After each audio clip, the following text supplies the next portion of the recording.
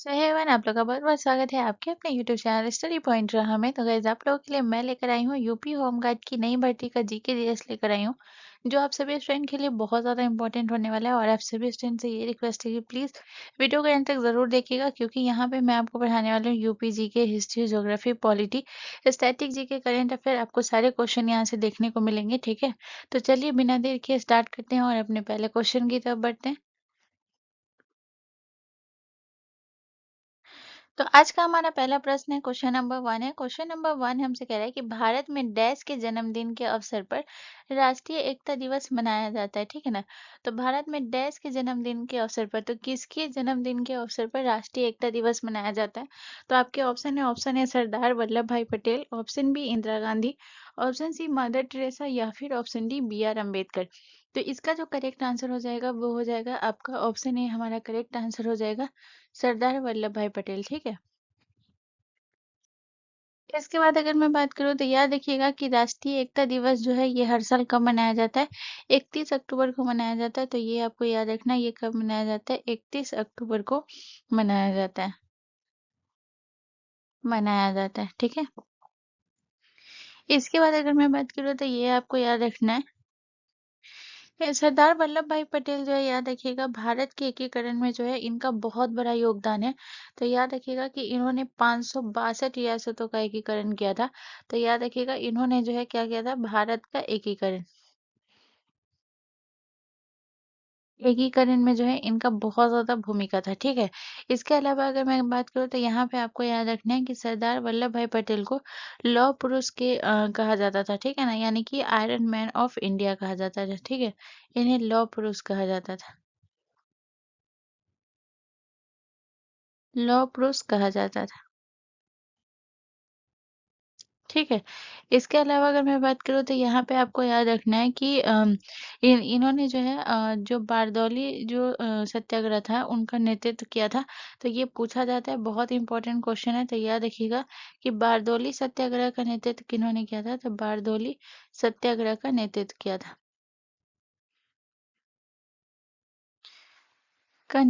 था, और बारदौली सत्याग्रह जो हुआ था वो कब हुआ था? तो याद रखिएगा बारदौली सत्याग्रह हुआ था 1928 में हुआ था, ठीक है।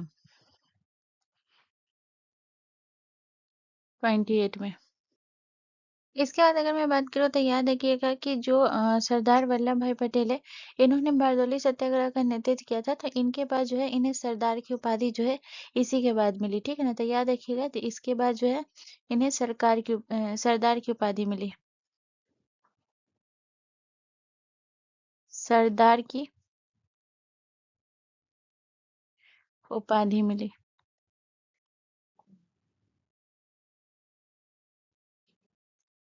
इसके अलावा आपको और याद रखना है कि जो सरदार वल्लभ भाई पटेल की है ना स्टैच्यू ऑफ यूनिटी है। तो याद रखिएगा statue of unity, statue of unity, याद रखिएगा ये इनकी सबसे बड़ी जो है ना, याद रखिएगा विश्व की सबसे ऊंची प्रतिमा इन्हीं की है, ठीक है ना। स्टैच्यू ऑफ यूनिटी इन्हीं की है, जो कि याद रखिएगा ये विश्व की सबसे ऊंची प्रतिमा है,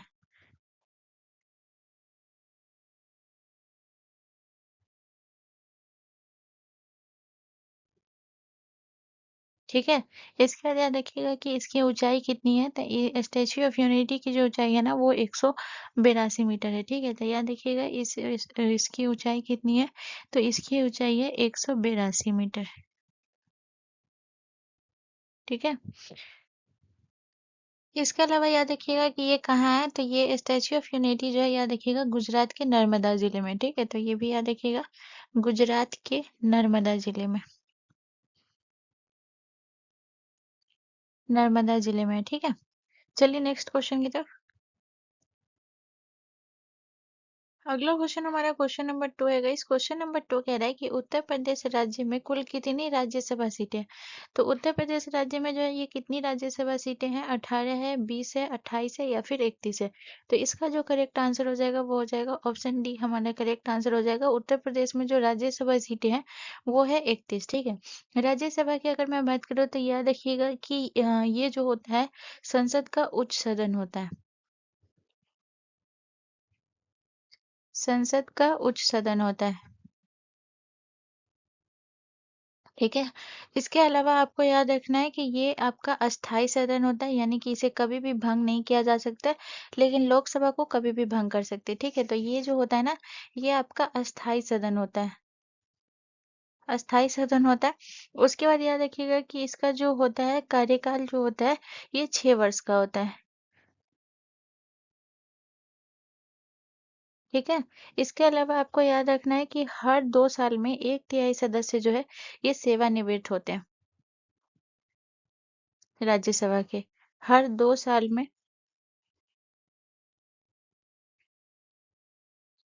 1/3 सदस्य 1/3 सदस्य सेवानिवृत्त होते हैं।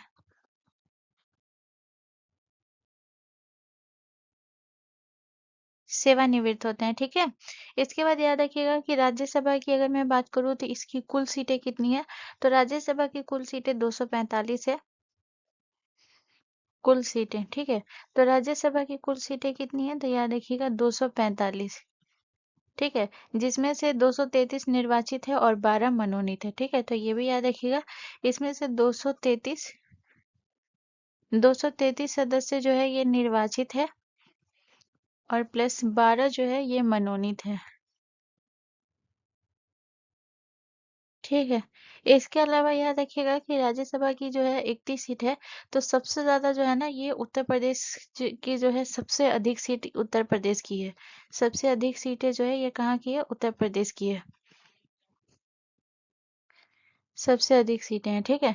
इसके अलावा याद रखिएगा कि जो ये जो सीटों का आवंटन जो होता है, ये किसके आधार पे होता है? जनसंख्या के आधार पे। ठीक है। तो याद रखिएगा सीटों का आवंटन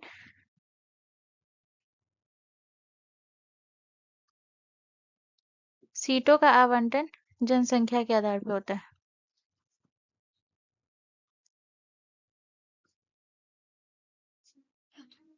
जनसंख्या के आधार पर होता है। ठीक है। देखिए इस ये चीज आपको याद रखना है कि सबसे अधिक राज्यसभा सीटें जो है ये उत्तर प्रदेश की है, ये तो आपको याद रखना है। लेकिन अगर आपसे प्रश्न पूछ ले कि उत्तर प्रदेश के बाद कौन सी राज्य की सबसे अधिक सीटें राज्यसभा की है, तो याद रखिएगा दूसरे नंबर पे आपका आता है महाराष्ट्र। महाराष्ट्र में उत्तर प्रदेश के पास सबसे अधिक सीटें महाराष्ट्र की है। ठीक है। इसके बाद याद रखिएगा तमिलनाडु की है और बिहार की है। तमिलनाडु, बिहार, 5 जो है आपको याद रखना है। ठीक है। और एक याद रखिएगा पश्चिम बंगाल। ठीक है। पश्चिम बंगाल। अब यहाँ पे अगर मैं बात करूँ तो यहाँ पे कितनी-कितनी सीटें हैं? तो जैसे अगर मैं महाराष्ट्र की बात करूँ तो महाराष्ट्र में जो है वो 19 सीटें हैं, ठीक है? उत्तर प्रदेश में तो 31 है और महाराष्ट्र में 19 है। इसके बाद तमिलनाडु में 18 है, बिहार की अगर मैं बात करूँ तो बिहार में 16 है और पश्चिम बंगाल की भी अगर मैं बात करूँ तो यहाँ भी 16 है, ठीक है? टोटल 5 राज्य की आपको याद रखना है। चलिए नेक्स्ट क्वेश्चन की तरफ। अगला क्वेश्चन हमारा क्वेश्चन नंबर 3 है गाइस। क्वेश्चन नंबर 3 कह रहा है कि हाल ही में किस राज्य में 3 जनवरी 2026 को वार्षिक जल्लीकट्टू खेल सत्र आयोजित हुआ था? तो जल्लीकट्टू खेल सत्र आयोजित हुआ था तेलंगाना, आंध्र प्रदेश, तमिलनाडु या फिर केरल। तो इसका जो करेक्ट आंसर हो जाएगा वो कौन सा हो जाएगा? तो याद रखिएगा ये हो जाएगा आपका तमिलनाडु में। ठीक है। तो ऑप्शन सी हमारा करेक्ट आंसर हो जाएगा। देखिए जल्लीकट्टू जो खेल होता है ना, ये खेल में क्या होता है, इस खेल में जो है ना जो मतलब कि जो सांड को है ना ये पकड़ने की कोशिश करते हैं। ठीक है। जल्लीकट्टू खेल में क्या होता है तो याद रखिएगा सांड को पकड़ने की कोशिश करते हैं। पकड़ने की कोशिश करते हैं। कोशिश करते हैं। ठीक है। इसके बाद याद रखिएगा ये हुआ था कब? यानी 2026 में जो ये आयोजित हुआ था 3 जनवरी को। ठीक है। तो ये हो गया। दूसरा याद रखिएगा 2026 में 3 जनवरी को आयोजित हुआ था, तो ये पॉइंट आपको याद रखना है। 3 जनवरी को आयोजित हुआ था। आयोजित हुआ था। ठीक है। इसके अलावा अगर मैं बात करूँ तो आपको याद रखना है कि ये जो है ना ये जल्लीकट्टू 3 जनवरी को जो आयोजित हुआ था तो ये कहाँ आयोजित हुआ था? तो तमिलनाडु में तो हुआ ही था, लेकिन ये आपको ये भी याद रखना है कि कौन से जिला में। तो याद रखिएगा ये आपके है पुदुकोट्टई जिला में जो है ना ये आयोजित हुआ था, ठीक है। तो याद रखिएगा ये तमिलनाडु के कौन से जिला में, तमिलनाडु के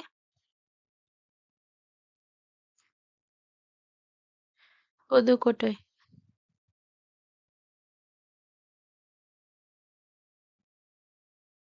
पुदुकोट्टई जिला में, ठीक है, याद रखिएगा। इसके बाद आपको याद रखना है कि जैसे अगर मैं बात करूँ तो तमिलनाडु का जो सबसे प्रसिद्ध फेस्टिवल है वो कौन सा है, तो याद रखिएगा तमिलनाडु का सबसे प्रसिद्ध फेस्टिवल जो है वो है पोंगल, ठीक है। और याद रखिएगा पोंगल जो फेस्टिवल होता है, याद रखिएगा ये 4 दिन का फसल उत्सव होता है, ठीक है ना। पोंगल जो है ये कितने दिन तक मनाया जाता है, 4 दिन तक मनाया जाता है, ठीक है, मनाया जाता है।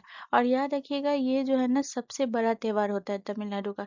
तो पोंगल जो है याद रखिएगा सबसे बड़ा त्योहार है, सबसे बड़ा त्योहार, ठीक है। और इसके बाद याद रखिएगा ये सूर्य देव को समर्पित है,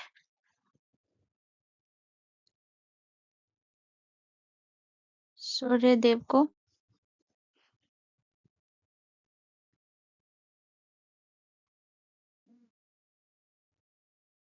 सूर्य देव को अर्पित है, ठीक है।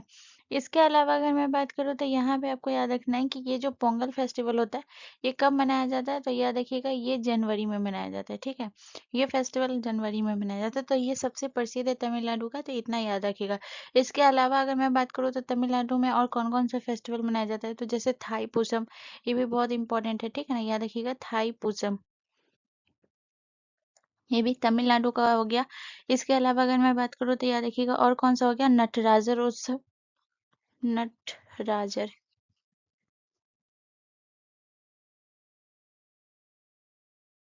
नटराजर उत्सव। इसके बाद याद रखिएगा और कौन सा हो गया, जल्लीकट्टू है इसलिए मैं नहीं लिखा रही हूँ, ठीक है। इसके बाद याद रखिएगा और कौन सा हो गया, चिथिरई उत्सव, ठीक है ना, चिथिरई,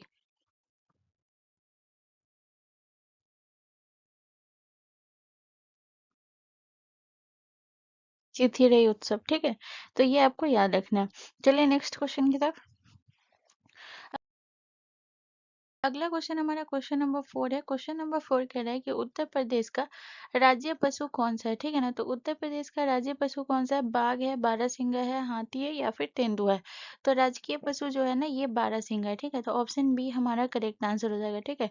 याद रखिएगा कि बारहसिंगा जो होती है ना इसे हम स्वैम्प डियर भी कहा जाता है, ठीक है ना। तो अगर ऑप्शन में स्वैम्प डियर हो तो भी कंफ्यूज नहीं होना है, ठीक है ना, स्वैम्प डियर,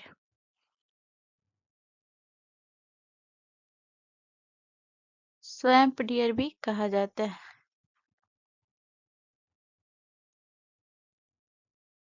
ठीक है। और याद रखिएगा ये जो है ये बारहसिंगा कहाँ पाया जाता है, तो दुधवा राष्ट्रीय उद्यान में जो कि लखीमपुर खीरी में, ठीक है, दुधवा राष्ट्रीय उद्यान,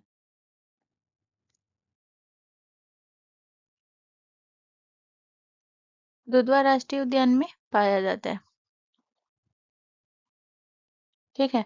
और दुधवा राष्ट्रीय उद्यान कहाँ है, तो याद रखिएगा दुधवा राष्ट्रीय उद्यान जो है ये उत्तर प्रदेश के लखीमपुर खीरी खीरी जिला में है, ठीक है ना, लखीमपुर खीरी जिला में,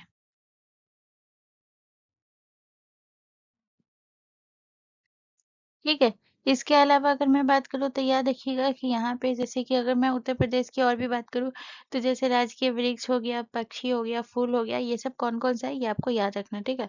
तो सबसे पहले अगर मैं बात करूँ तो यहाँ पे आपको याद रखना है राजकीय फूल, उत्तर प्रदेश का राजकीय फूल कौन सा है, ठीक है। इसके बाद आपको याद रखना है राजकीय पक्षी कौन सा है,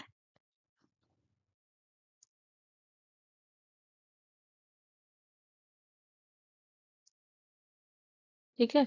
इसके अलावा आपको याद रखना है राजकीय जो है फूल, पक्षी और वृक्ष, ठीक है ना, राजकीय वृक्ष, ठीक है। तो यहाँ पे अगर मैं फूल की बात करूँ तो याद रखिएगा राजकीय फूल जो है उत्तर प्रदेश का वो है पलास, ठीक है ना। इसके बाद राजकीय पक्षी की बात करूँ तो याद रखिएगा सारस है, ठीक है, सारस। राजकीय वृक्ष की बात करूँ तो याद रखिएगा अशोक वृक्ष है, इसके बाद वृक्ष हो गया। इसके बाद एक और याद रख लीजिएगा, चौथा राजकीय, अगर खेल की बात करें तो राजकीय जो उत्तर प्रदेश का राजकीय खेल है वो क्या है, तो याद रखिएगा हॉकी, ठीक है ना, हॉकी है। और एक चीज और याद रखिएगा कि जो ये 12 सिंह है, याद रखिएगा ये दुर्लभ हिरण प्रजाति है, ठीक है ना, तो ये इसके बारे में भी एक चीज याद रखिएगा, ये जो है आपका दुर्लभ हिरण प्रजाति है, दुर्लभ हिरण प्रजाति है, ठीक है। चलिए नेक्स्ट क्वेश्चन की तरफ। अगला क्वेश्चन हमारा क्वेश्चन नंबर 5 है। क्वेश्चन नंबर 5 कह रहा है कि भारत ने पहली बार ओलंपिक में भाग किस वर्ष लिया था, तो 1920 में, 1932 में, 1928 में या फिर 1930 में। तो इसका जो करेक्ट आंसर हो जाएगा वो हो जाएगा ऑप्शन ए, हमारा करेक्ट आंसर हो जाएगा। भारत ने पहली बार ओलंपिक में भाग जो लिया था वो 1920 में लिया था, ठीक है। इसके बाद याद रखिएगा कि भारत ने दूसरी बार भाग कब लिया था, तो ये भी याद रखिएगा, दूसरी बार अगर पूछा जाए, भारत ने दूसरी बार जो है, भारत ने दूसरी बार ओलंपिक में भाग कब लिया था, तो याद रखिएगा दूसरी बार 1928 में, ठीक है। इसके बाद आपको याद रखना है कि भारत का जो दूसरी बार जो है भारत ने जो है जो ये खेल हुआ था भारत में 1928 में, तो इसमें जो है ना पुरुष हॉकी में जो है स्वर्ण पदक जीता था, ठीक है ना, तो याद रखिएगा इस बार जो 1928 में हुआ था इसमें पदक जीता था, तो इसमें पुरुष हॉकी में स्वर्ण पदक जीता था,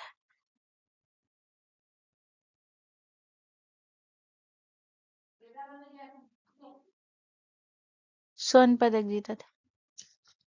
इसके बाद अगर मैं बात करूँ तो यहाँ पे याद रखिएगा कि अंतर्राष्ट्रीय ओलंपिक समिति के संस्थापक कौन थे, तो याद रखिएगा अंतर्राष्ट्रीय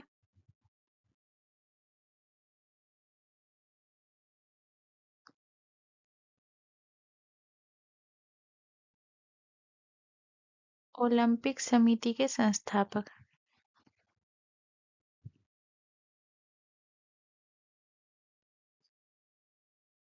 ठीक है। तो अंतर्राष्ट्रीय ओलंपिक समिति के संस्थापक कौन है, तो याद रखिएगा पियरे डी कॉबर्टिन, ठीक है ना, पियरे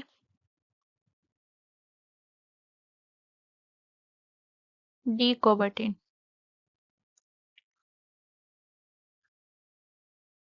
कॉबर्टिन, ठीक है। इसके बाद याद रखिएगा ये इन्होंने जो है याद रखिएगा ओलंपिक प्रतीक चिन्ह का डिजाइन किया था, ठीक है। तो इनके बारे में और याद रखिएगा कि ओलंपिक प्रतीक चिन्ह का डिजाइन किसने तैयार किया था, तो ओलंपिक प्रतीक चिन्ह का डिजाइन किया था, प्रतीक चिन्ह का डिजाइन किया था, डिजाइन किया था, और कब किया था, तो याद रखिएगा 1913 में, ठीक है, 1913 में। ओलंपिक प्रतीक चिन्ह का डिजाइन कैसा होता है, तो ये भी याद रखिएगा, जैसे इसमें 5 छल्ला होता है, जैसे ये जो होता है ना ये व्हाइट कलर का होता है, और इसमें ना 5 कलर का छल्ला होता है, ठीक है। तो व्हाइट कलर का होता है और इसमें 5 छल्ला होता है, जैसे एक रेड छल्ला होगा, एक ब्लैक होता है, ठीक है, एक जो है नीला होता है, ठीक है, एक जो है आपका येलो कलर का होता है, ठीक है ना, तो और एक कौन सा होता है लाल, और एक हरा होता है, ठीक है। तो ये 5 छल्ला होता है, ठीक है ना, इस तरीके से ओलंपिक का डिजाइन होता है। और ये 5 छल्ला जो होता है याद रखिएगा, ये 5 छल्ला 5 महाद्वीप को दर्शाता है, ठीक है, तो याद रखिएगा 5 छल्ला 5 महाद्वीप को दर्शाता है, 5 महाद्वीप को दर्शाता है,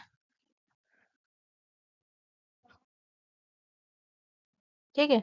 तो ये 5 महाद्वीप को दर्शाता है। यहाँ पे अगर मैं बात करूँ तो जैसे कि जो आपका ये ब्लैक अलग महाद्वीप को दर्शाता है, रेड छल्ला अलग महाद्वीप को दर्शाता है।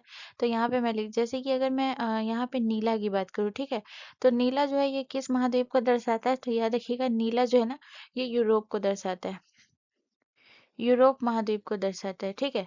इसके बाद जो काला है याद रखिएगा, काला किसको दर्शाता है, ये अफ्रीका महाद्वीप को दर्शाता है, ठीक है ना, काला किसको दर्शाता है, अफ्रीका महाद्वीप को। इसके बाद जो हरा है ये किसको दर्शाता है, तो हरा जो है ये आपको याद रखना है, ये आपके ऑस्ट्रेलिया को दर्शाता है, ठीक है ना, हरा किसको दर्शाता है, ऑस्ट्रेलिया महाद्वीप को, ऑस्ट्रेलिया, ऑस्ट्रेलिया महाद्वीप को दर्शाता है। और जो आपका येलो कलर वाला है पीला जो है वो कौन से महाद्वीप को दर्शाता है? एशिया को, ठीक है ना। पीला कौन से महाद्वीप को दर्शाता है? एशिया महाद्वीप को दर्शाता है। और जो लाल है ये कौन से महाद्वीप को दर्शाता है? ये आपके अमेरिका महाद्वीप को दर्शाता है, ठीक है ना। ये किसको? अमेरिका महाद्वीप को। तो ये 5 छल्ला है, 5 महाद्वीप को दर्शाता है। कौन सा छल्ला किस महाद्वीप को दर्शाता है? मोस्ट मोस्ट इम्पॉर्टेंट है, ये आपको याद रखना है किसी भी हाल में, ठीक है। इसके बाद याद रखिएगा कि ओलंपिक खेल जो होता है ये हर 4 साल में आयोजित होता है, ठीक है। तो पहला दूसरा पॉइंट ये याद रखना है कि ओलंपिक खेल हर 4 साल में आयोजित होता है। ओलंपिक खेल हर 4 साल में आयोजित होता है। हर 4 साल में आयोजित होता है, ठीक है। चलिए नेक्स्ट क्वेश्चन की तरफ। अगला क्वेश्चन हमारा क्वेश्चन नंबर 6 है गाइस। क्वेश्चन नंबर 6 कह रहा है कि सबसे भारी धातु निम्नलिखित में से कौन सा है? तो सबसे भारी धातु जो है ये ऑस्टेटिन है, ऑस्मियम है, लिथियम है, हाइड्रोजन है। तो इसका जो करेक्ट आंसर हो जाएगा वो हो जाएगा ऑप्शन बी, हमारा करेक्ट आंसर हो जाएगा। ऑस्मियम जो है याद रखिएगा सबसे भारी धातु है। इसके बाद अगर मैं बात करूँ तो इसके बारे में आपको याद रखना है, जैसे पहला तो ये याद रखिएगा कि इसकी खोज कब और किसने की थी, ठीक है। तो ये आपको याद रखना है, इसकी खोज जो है 1803 में हुई थी, ठीक है। 1803 में किसने की थी? स्मिथसन के द्वारा, ठीक है ना। स्मिथसन के द्वारा। इसके अलावा आपको याद रखना है कि इसका जो रंग होता है, ये ऑस्मियम का रंग कैसा होता है? रंग, ठीक है। तो इसका जो रंग होता है वो नीला चमकदार होता है। नीला चमकदार, चमकदार, ठीक है। इसके बाद याद रखिएगा ये जो है ना ये आपके इसका जो उपयोग होता है ऑस्मियम का, सबसे इम्पोर्टेंट पॉइंट है, याद रखिएगा। तो इसका उपयोग किस में होता है? तो इसका उपयोग जो होता है याद रखिएगा फाउंटेन पेन का निब जो होता है उसमें जो है इसका उपयोग होता है, ठीक है ना। तो फाउंटेन पेन के निब में जो है इसका उपयोग होता है। फाउंटेन फाउंटेन पेन की फाउंटेन पेन के निब में इसका उपयोग होता है, और सर्जिकल टूल में इसका उपयोग होता है। सर्जिकल टूल्स में ऑस्मियम का, ठीक है। तो ये हो गया। इसके अलावा याद रखिएगा कि ये जो है आपका अस्टाटिन। तो इसके बारे में आपको क्या याद रखना है कि ये सबसे भारी अधातु होती है, ठीक है। तो अस्टाटिन जो है याद रखिएगा सबसे भारी अधातु, सबसे भारी अधातु, ठीक है। इसके बाद याद रखिएगा लिथियम जो होता है, लिथियम इसका अलग कलर कलर थोड़ा चेंज कर लेते हैं, सेम सेम कलर में कंफ्यूजन हो जाएगा, ठीक है।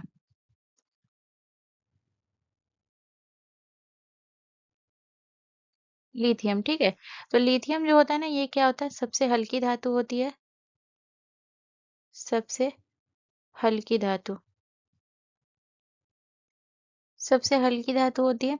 और जो आपका जो है हाइड्रोजन जो होता है याद रखिएगा ये आपका जो है, याद रखिएगा ये आवर्त सारणी का सबसे पहला तत्व होता है और सबसे हल्का, ठीक है। तो याद रखिएगा आवर्त सारणी का सबसे पहला और आवर्त सारणी का सबसे पहला और हल्का तत्व होता है, ठीक है। तो ये जो है आपको इतना पॉइंट याद रखना है, ठीक है। चलिए नेक्स्ट क्वेश्चन की तरफ। अगला क्वेश्चन हमारा क्वेश्चन नंबर 7 है। क्वेश्चन नंबर 7 कह रहा है कि उत्तर प्रदेश के जिलों को कितने प्रशासनिक मंडलों में बांटा गया है, ठीक है। तो प्रशासनिक मंडलों में जो है उत्तर प्रदेश के कितने जिलों को बांटा गया है? 16 जिलों को, 20 जिले को, 18 जिलों को, या फिर 22 जिलों को? तो सबसे पहले अगर मैं बात करूँ तो उत्तर प्रदेश में कुल जिले कितने हैं? तो उत्तर प्रदेश में जो है याद रखिएगा कुल जिले जो है वो है 75, ठीक है। इसके बाद अगर आपसे पूछा जाए कि उत्तर प्रदेश का सबसे बड़ा जिला कौन सा है?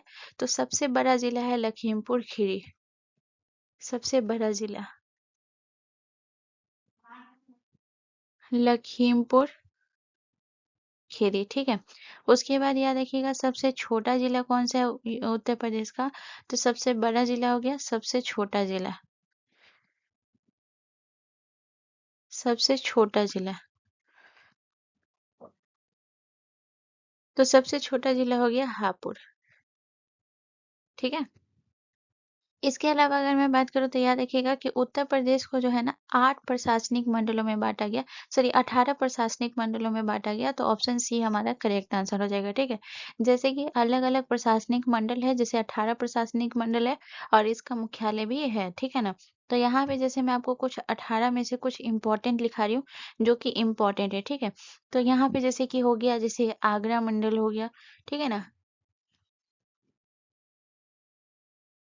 आगरा मंडल हो गया। इसके बाद जो है आपका प्रयागराज मंडल हो गया। तो मैं यहाँ पे सिर्फ नाम लिखा रही हूँ, मंडल नहीं लिखा रही हूँ, ठीक है ना। मंडल आप समझ जाइएगा। इसके बाद जो है चित्रकूट मंडल हो गया। चित्रकूट मंडल हो गया, ठीक है। इसके बाद बरेली मंडल हो गया। बरेली मंडल हो गया, ठीक है। आजमगढ़ हो गया। आजमगढ़ मंडल हो गया, ठीक है। इसके बाद और याद रखिएगा आपका जो है झांसी हो गया, गोरखपुर हो गया, ठीक है ना। झांसी हो गया, ये सारे इंपॉर्टेंट है, ठीक है। गोरखपुर हो गया। गोरखपुर मंडल हो गया। मेरठ हो गया। मिर्जापुर हो गया। मिर्जापुर मंडल हो गया, ठीक है ना। इसके बाद जो है सहारनपुर हो गया। सहारनपुर, ठीक है। तो ये टोटल इसी तरीके से 18 मंडल है, ठीक है। चलिए नेक्स्ट क्वेश्चन की तरफ। अगला क्वेश्चन हमारा क्वेश्चन नंबर 8 है गाइस। क्वेश्चन नंबर 8 कह रहा है कि भारत की सबसे लंबी अंतर्राष्ट्रीय सीमा किस देश के साथ है? तो भारत की सबसे लंबी अंतर्राष्ट्रीय सीमा जो है ये आपको याद रखना है। बांग्लादेश के साथ है, चीन के साथ, नेपाल के साथ या फिर पाकिस्तान के साथ। तो इसका जो करेक्ट आंसर हो जाएगा वो हो जाएगा ऑप्शन हमारा ए करेक्ट आंसर हो जाएगा। बांग्लादेश के साथ है, ठीक है ना। सबसे अधिक सीमा, अगर मैं बात करूँ कि इसकी सीमा की, बांग्लादेश की सीमा की लंबाई कितनी है, तो बांग्लादेश की सीमा की लंबाई, सीमा की लंबाई, तो याद रखिएगा 4096, ठीक है ना। 4096.7 किलोमीटर है, ठीक है। उसके बाद जो है बांग्लादेश की अगर मैं बात करूँ तो याद रखिएगा कि इसकी जो मतलब कि ये कितने भारतीय राज्यों के साथ जो है इसकी सीमा लगती है, तो इसकी सीमा जो है टोटल 5 राज्यों के साथ लगती है। तो भारत के 5 राज्यों के साथ इसकी सीमा लगती है। भारत के 5 राज्यों के साथ, राज्यों के साथ सीमा साझा करता है, ठीक है। सीमा साझा करता है। तो भारत के 5 राज्य कौन-कौन से हैं जिसके साथ ये सीमा साझा करता है? तो पहला याद रखिएगा पश्चिम बंगाल हो गया, पश्चिम बंगाल। इसके बाद याद रखिएगा दूसरा हो गया आपका असम, तीसरा आपका हो गया मेघालय, चौथा हो गया आपका त्रिपुरा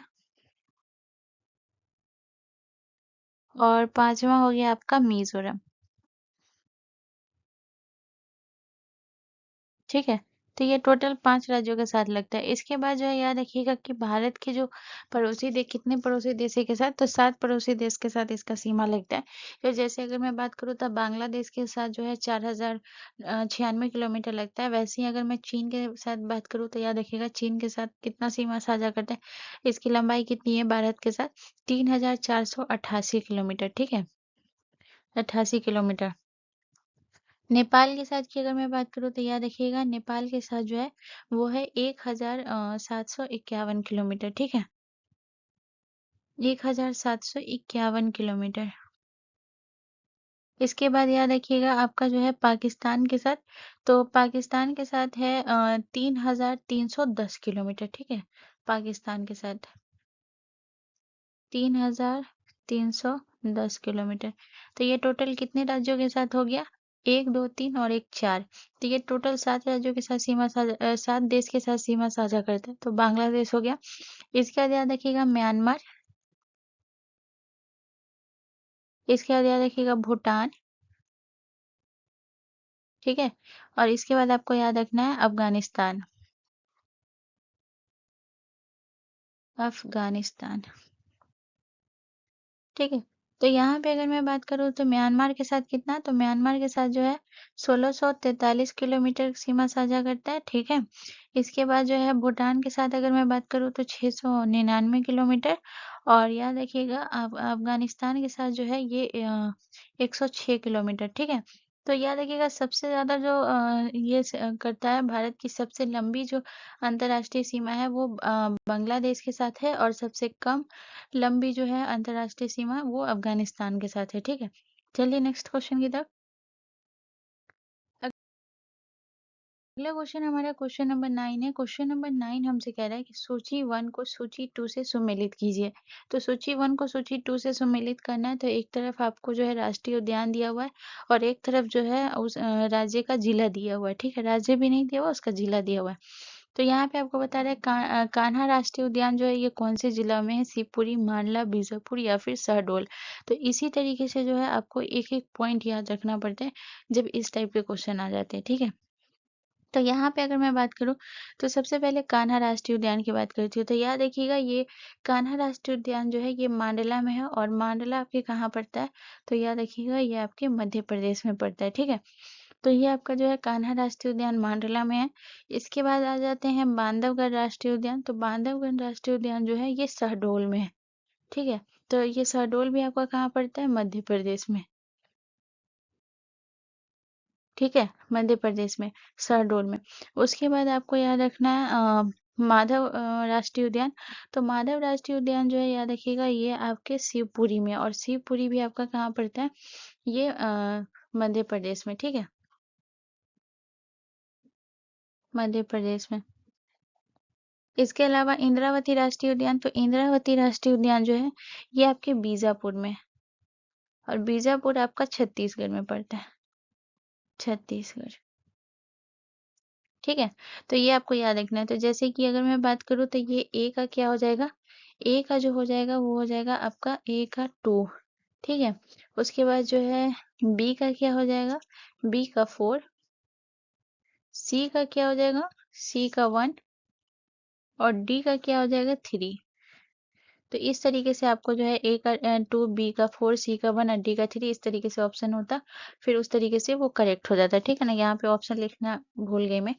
इसके बाद अगर मैं बात करूँ तो यहाँ पे मैं सारे राज्य जितना भी राष्ट्रीय उद्यान है उस सभी की स्थापना के बारे में बात करूंगी।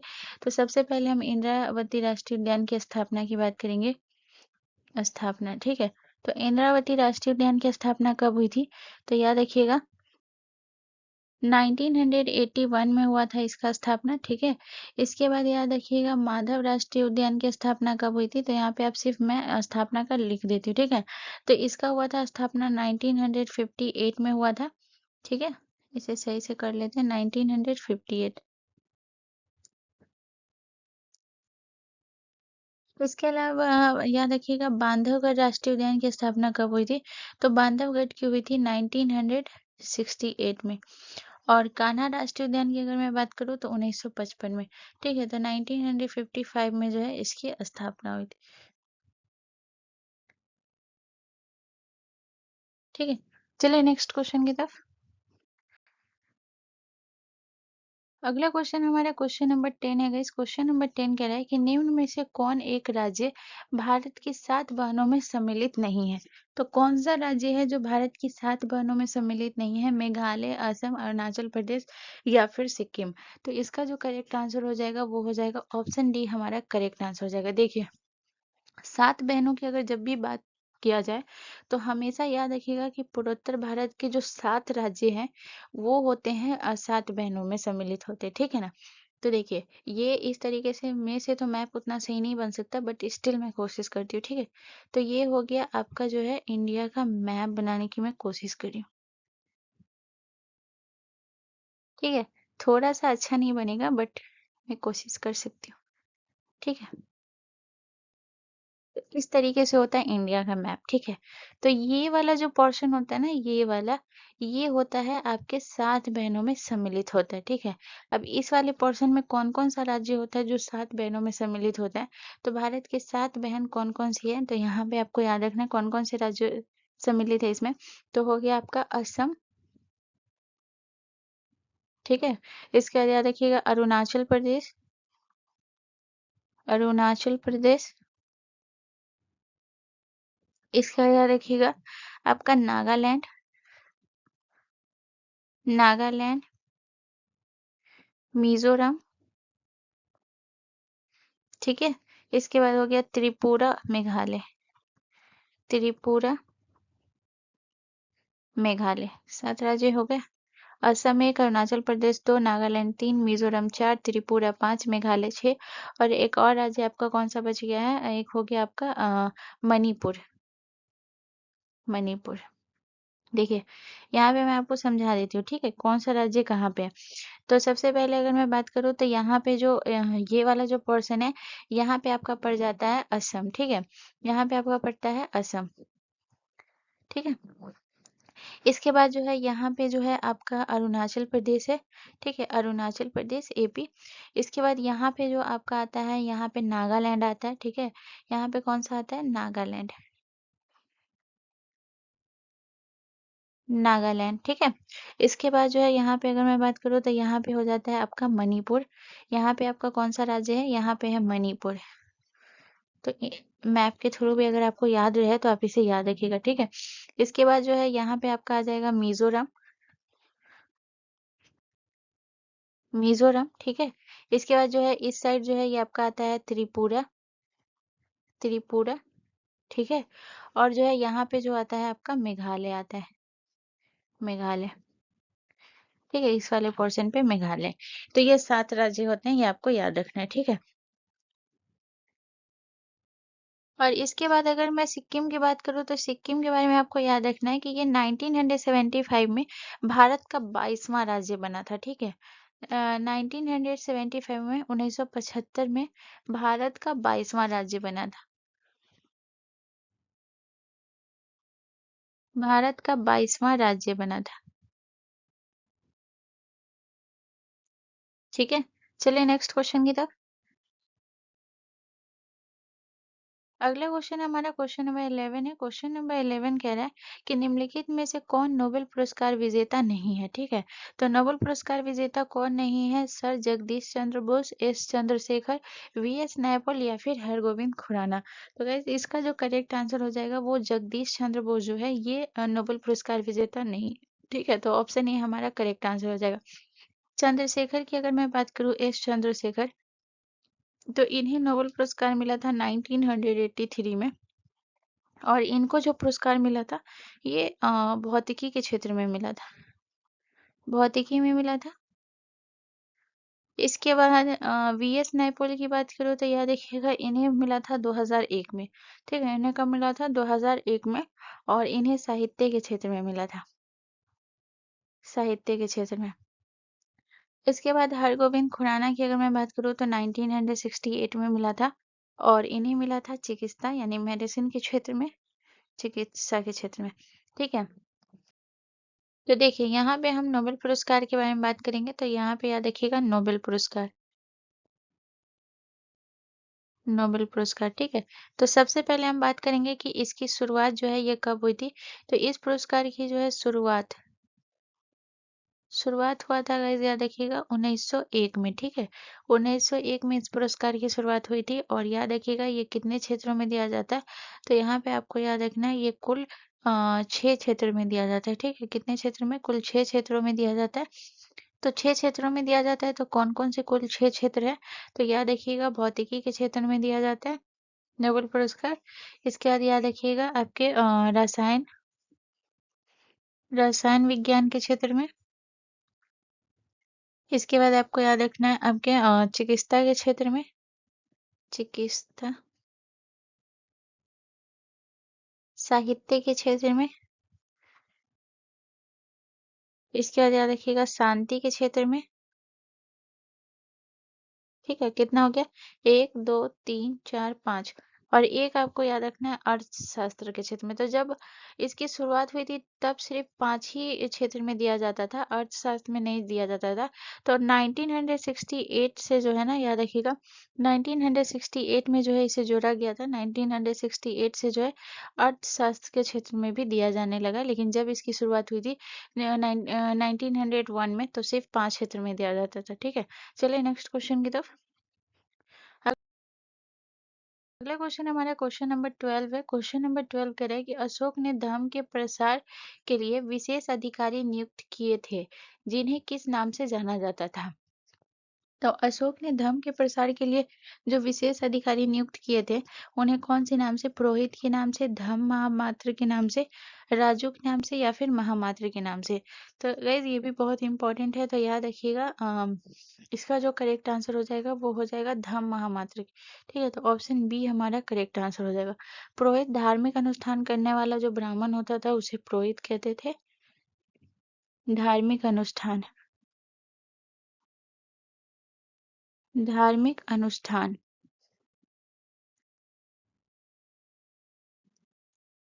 करने वाले ब्राह्मण।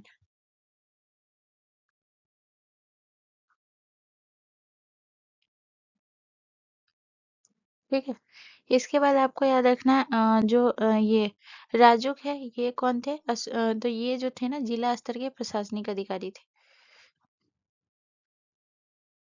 जिला स्तर के प्रशासनिक प्रशासनिक अधिकारी थे। ठीक है, और जो महामात्र थे ये उच्च अधिकारी थे। उच्च अधिकारी। ठीक है, इसके अलावा अगर मैं बात करूँ तो यहाँ पे आपको याद रखना है कि जो अशोक है, इनका शासनकाल कब से कब तक था? ठीक है, तो ये आपको याद रखना, इनका शासनकाल था 268 से 232 ईसा पूर्व तक। 268 से 232 ईसा पूर्व तक। ठीक है, इसके अलावा अगर मैं बात करूँ तो यहाँ पे आपको याद रखना है कि ये इन्होंने जो है कलिंग के युद्ध के बाद जो है बौद्ध धर्म अपना लिया था। कलिंग युद्ध के बाद,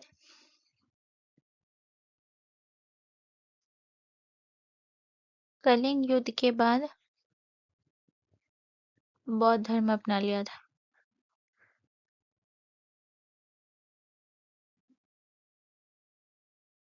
बौद्ध धर्म अपना लिया था। ठीक है, चलिए नेक्स्ट क्वेश्चन की तरफ। अगला क्वेश्चन हमारा क्वेश्चन नंबर 13 है। क्वेश्चन नंबर 13 कह रहा है कि निम्नलिखित में से नट पूजा लोक नृत्य किस राज्य से संबंधित है? तो नट पूजा लोक नृत्य जो है ये कौन से राज्य से संबंधित है? तो ये असम से, राजस्थान से, मध्य प्रदेश से, या फिर मिजोरम से? तो इसका जो करेक्ट आंसर हो जाएगा वो हो जाएगा असम से। ठीक है ना, तो नट पूजा जो है ये असम से, तो ऑप्शन ए हमारा करेक्ट आंसर हो जाएगा। और असम के अगर मैं लोक नृत्य की बात करूँ तो असम का लोक नृत्य जैसे कि बिहू, बिहू जो है ये कहाँ का हो गया? असम का। इसके बाद याद रखिएगा बिछुआ, बिछुआ लोक नृत्य भी जो है ये असम का हो गया। इसके बाद याद रखिएगा नट पूजा भी असम का हो गया। ठीक है, इसके बाद याद रखिएगा आपका बागुरुम्बा, बागुरुम्बा, बागुरुम्बा लोक नृत्य ये भी असम का हो गया। ठीक है, नागा नृत्य हो गया, ये भी असम का हो गया, नागा नृत्य। ठीक है, तो ये सारे नृत्य जो है ना ये जो है ना ये कहाँ के हो गए? क्या कहते हैं, असम के। ठीक है, इसके बाद आ जाते हैं राजस्थान। तो राजस्थान की अगर मैं बात करूँ तो तेरह ताली,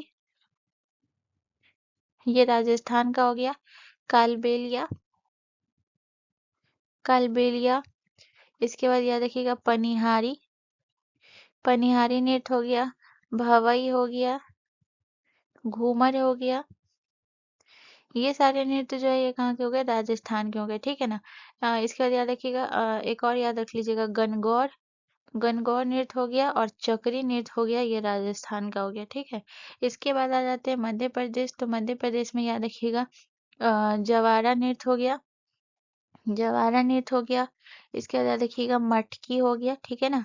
मटकी नृत्य। भवई भी जो है ना ये मध्य प्रदेश का भी है, ठीक है ना, भवई। इसके बाद अगर मैं बात करूँ तो और कौन सा हो गया आपका जो है क्या कहते हैं और फूलपति। ओ सॉरी,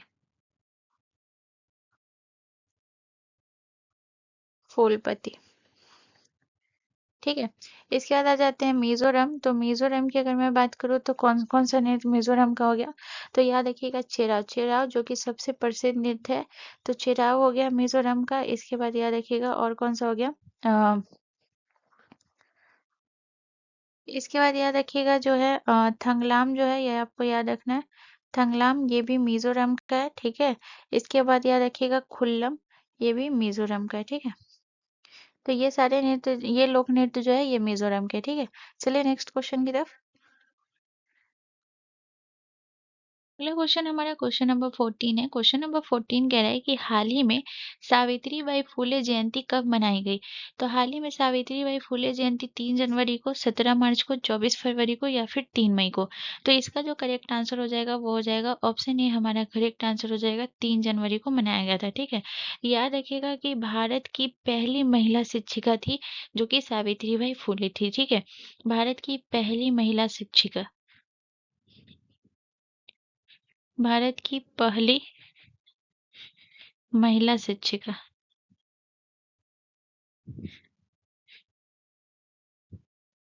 शिक्षिका थी, ठीक है। इसके बाद अगर मैं बात करूँ तो याद रखिएगा कि इनका जो जन्म हुआ था सावित्री बाई फुले का, इनका जन्म कब हुआ था, तो ये आपको याद रखना है 3 जनवरी 1831 में जो है इनका जन्म हुआ था, ठीक है। 3 जनवरी 1831 को, 1831 को इनका जन्म हुआ था। और याद रखिएगा इनका जन्म जो हुआ था 3 जनवरी 1831 को महाराष्ट्र में हुआ था, ठीक है। कहाँ हुआ था, महाराष्ट्र में। इसके बाद याद रखिएगा कि इन्होंने 1848 में जो है लड़कियों के लिए पहला स्कूल खोला था। 1848 में जो याद रखिएगा पुणे में, ठीक है। पुणे में लड़कियों के लिए पहला स्कूल खोला था। लड़कियों के लिए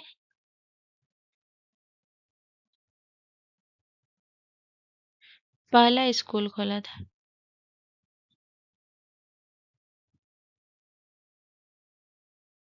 पहला स्कूल खोला था, ठीक है। तो ये भी आपको याद रखना है, ठीक है। ये भी बहुत इंपॉर्टेंट है। चलिए नेक्स्ट क्वेश्चन की तरफ चलते हैं। अगला क्वेश्चन हमारा क्वेश्चन नंबर 15 है। क्वेश्चन नंबर 15 कह रहा है कि जीवाणु जनित रोग निम्नलिखित में से कौन सा रोग है। तो जीवाणु जनित जो रोग है ये निम्नलिखित में से कौन सा रोग है आपका, क्षय रोग है, एड्स है, चेचक है, पोलियो है। तो guys, इसका जो करेक्ट आंसर हो जाएगा वो हो जाएगा आपका, तो इसका जो करेक्ट आंसर हो जाएगा वो हो जाएगा ऑप्शन ए, हमारा करेक्ट आंसर हो जाएगा। क्षय रोग जो है ये एक जीवाणु जनित रोग है, ठीक है। तो यहाँ पे अगर मैं बात करूँ तो यहाँ पे आपको याद रखना है कि ये बाकी जो तीन है एड्स, चेचक और पोलियो रोग जो है ये आपका विषाणु जनित रोग है, ठीक है। तो यहाँ पे अगर मैं बात करूँ क्षय रोग के बारे में तो याद रखिएगा ये जो है ना किस जीवाणु के द्वारा फैलते हैं, तो उसका नाम क्या है, तो याद रखिएगा माइक्रो बैक्टीरियम ट्यूबरकुलोसिस, ठीक है ना। तो इसके जो जीवाणु जनित रोग है, तो इनके जीवाणु का नाम क्या है ये आपको याद रखना है, ठीक है। जीवाणु जनित रोग है, तो ये कौन सी बैक्टीरिया की वजह से होता है, micro bacterium tuberculosis. Micro bacterium, micro bacterium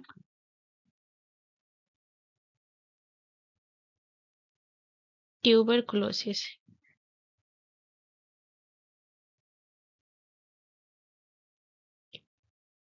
tuberculosis,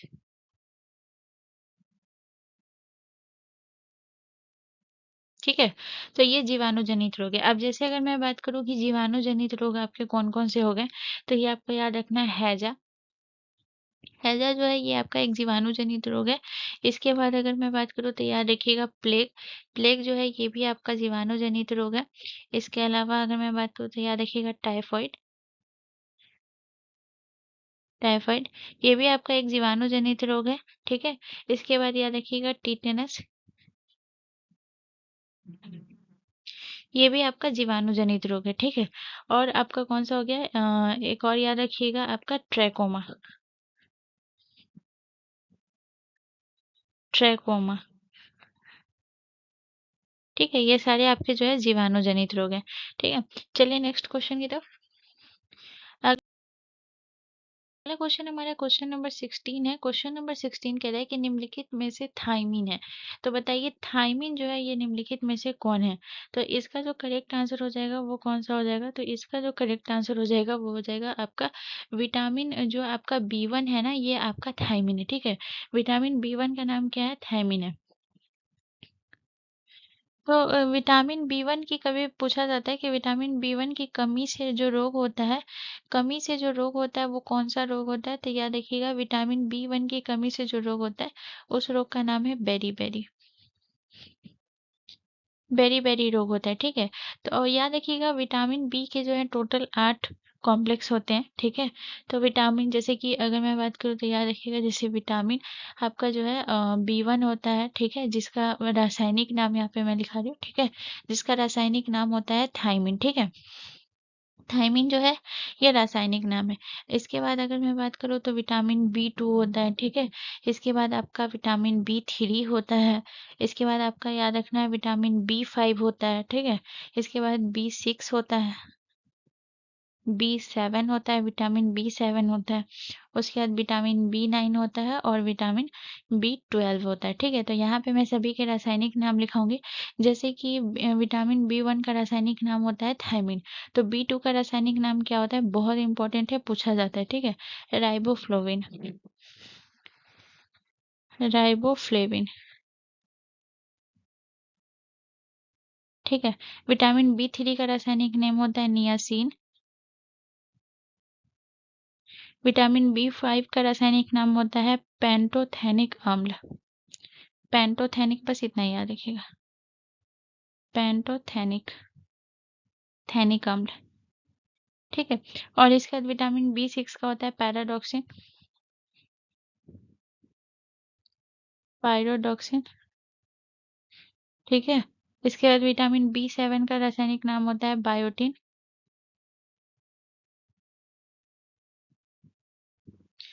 vitamin B9 का होता है फोलिक अम्ल,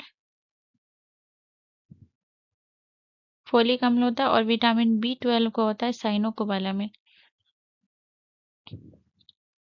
साइनोकोबाला कोबालामिन, ठीक है। तो ये पॉइंट आपको याद रखना है। चलिए नेक्स्ट क्वेश्चन की तरफ। अगला क्वेश्चन हमारा क्वेश्चन नंबर 17 है। क्वेश्चन नंबर 17 कह रहा है कि निम्नलिखित में से राष्ट्रपति द्वारा शपथ या प्रतिज्ञान किस अनुच्छेद के अंतर्गत आता है। तो राष्ट्रपति के द्वारा जो है शपथ जो लिया जाता है वो किस आर्टिकल के तहत आता है। तो इसका जो करेक्ट आंसर हो जाएगा वो कौन सा हो जाएगा, तो याद रखिएगा अनुच्छेद जो 60 है ना उसके तहत आता है। तो ऑप्शन डी हमारा करेक्ट आंसर हो जाएगा, ठीक है। इसके बाद अगर मैं बात करूँ तो याद रखिएगा कि ये आर्टिकल जो 55 है इसमें इसके तहत क्या है, तो याद रखिएगा राष्ट्रपति की चुनाव की प्रक्रिया से संबंधित है, ठीक है। राष्ट्रपति के चुनाव प्रक्रिया से, चुनाव प्रक्रिया से संबंधित है। इसके बाद आर्टिकल 70, तो आर्टिकल 70 जो है ये किससे संबंधित है, राष्ट्रपति के कार्यों के जो है वो निर्वहन या फिर जो है उनकी अ, स्थितियों से संबंधित है, उत्पन्न स्थितियों से, ठीक है। तो राष्ट्रपति के कार्यों से आप सीधा लिख लीजिएगा, राष्ट्रपति के कार्यों से,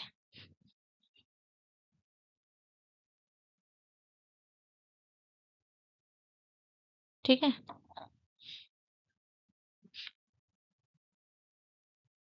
राष्ट्रपति के कार्यों से संबंधित है। इसके अलावा अगर मैं बात करूँ आर्टिकल आपका जो 65 है ये किससे संबंधित है, उपराष्ट्रपति द्वारा जो है याद रखिएगा राष्ट्रपति के कार्यभार संभालने से, ठीक है ना। उपराष्ट्रपति जो है अगर राष्ट्रपति उपस्थित नहीं होता है तो उसके जगह पे जो है कौन कार्यभार संभालता है, तो उपराष्ट्रपति द्वारा राष्ट्रपति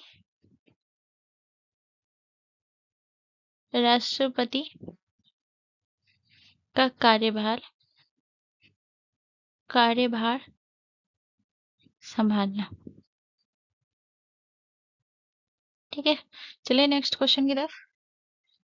अगला क्वेश्चन हमारा क्वेश्चन नंबर 18 है। क्वेश्चन नंबर 18 कह रहा है कि मुस्लिम लीग ने मुस्लिम बहुल क्षेत्रों के लिए स्वायत्तता की मांग करते हुए प्रस्ताव किस वर्ष पारित किया था? तो इसने जो है प्रस्ताव किस वर्ष पारित किया था? तो इसका जो करेक्ट आंसर हो जाएगा ये हो जाएगा आपका 1940 में किया था। तो ऑप्शन हमारा सी करेक्ट आंसर हो जाएगा। ठीक है, यहाँ पे आपको याद रखना है कि ये जो प्रस्ताव था, याद रखिएगा, ये जिसे लाहौर प्रस्ताव के नाम से भी जानते थे। इसमें क्या था कि ये प्रस्ताव जो है मोहम्मद अली जिन्ना के नेतृत्व में पारित हुआ था। ठीक है, जिसमें जो है ये अलग जो है ना राज्य को मतलब कि संगठन के लिए जो है इसकी मांग की गई थी। तो जिसे हम आगे जाके ये पाकिस्तान की मांग भी बना था, जिसे हम लाहौर प्रस्ताव के नाम से जानते हैं। ठीक है, लाहौर प्रस्ताव। इसके बाद अगर मैं बात करूँ तो याद रखिएगा, इसका याद रखिएगा मोहम्मद अली जिन्ना के नेतृत्व में पारित हुआ था। ठीक है, ये बाद में जाके जो है ना यही पाकिस्तान के गठन का जो है नींव बना था, यही प्रस्ताव। ठीक है ना, तो याद रखिएगा प्रस्ताव मोहम्मद अली जिन्ना, मोहम्मद अली जिन्ना के नेतृत्व में पारित हुआ था।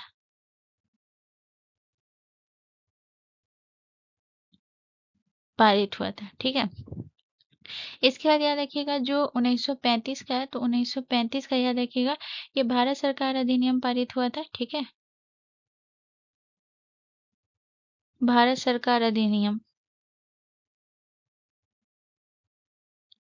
अधिनियम पारित हुआ था। ठीक है, 1935 में। इसके बाद अगर मैं बात करूँ तो याद रखिएगा जो आपका 1937 है, ये आपको याद रखना है कांग्रेस और मुस्लिम लीग ने जो है चुनाव में भाग लिया था 1937 में ही। ठीक है, तो याद रखिएगा कांग्रेस,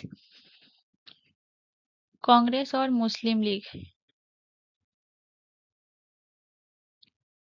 मुस्लिम मुस्लिम लीग ने चुनाव में भाग लिया था, चुनाव में भाग लिया था।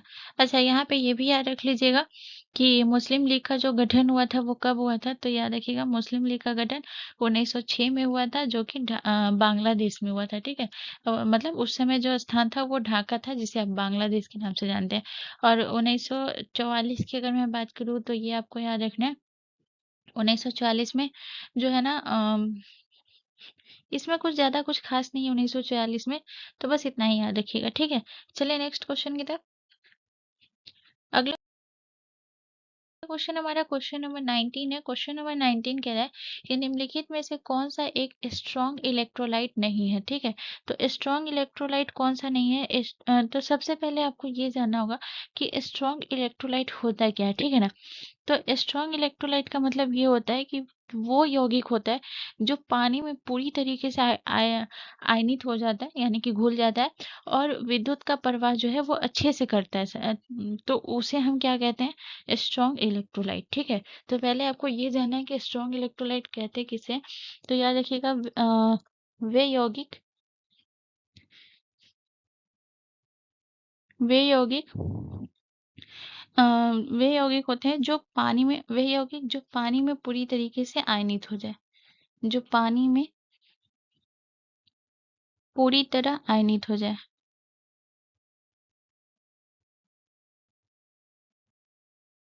पूरी तरह आयनित हो जाता है। ठीक है ना, और क्या करता है? आयनित होकर विद्युत प्रवाह को अच्छे से संचालित करता है। आयनित हो, विद्युत प्रवाह,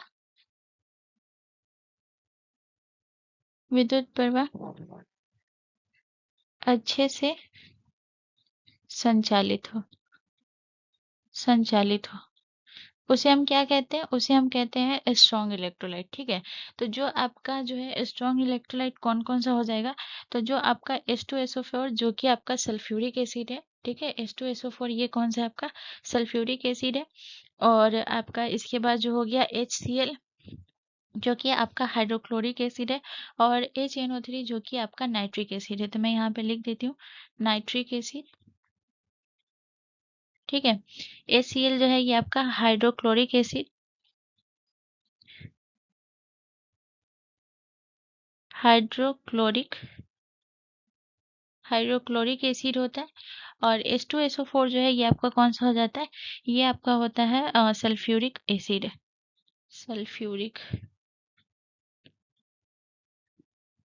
सल्फ्यूरिक एसिड, ठीक है। तो ये तीनों जो है ना, ये आपका स्ट्रॉन्ग इलेक्ट्रोलाइट है। जो स्ट्रॉन्ग इलेक्ट्रोलाइट नहीं है, ये है H3BO3, ठीक है ना। तो इसे हम क्या कहते हैं, इसे हम कहते हैं बोरिक एसिड, जो कि एक वीक मोनोबेसिक एसिड है, ठीक है ना। तो इसे हम क्या कहते हैं, बोरिक एसिड। तो ये पानी में पूरी तरीके से आयनित नहीं होता और ना ही विद्युत का अच्छे से प्रवाह करता है।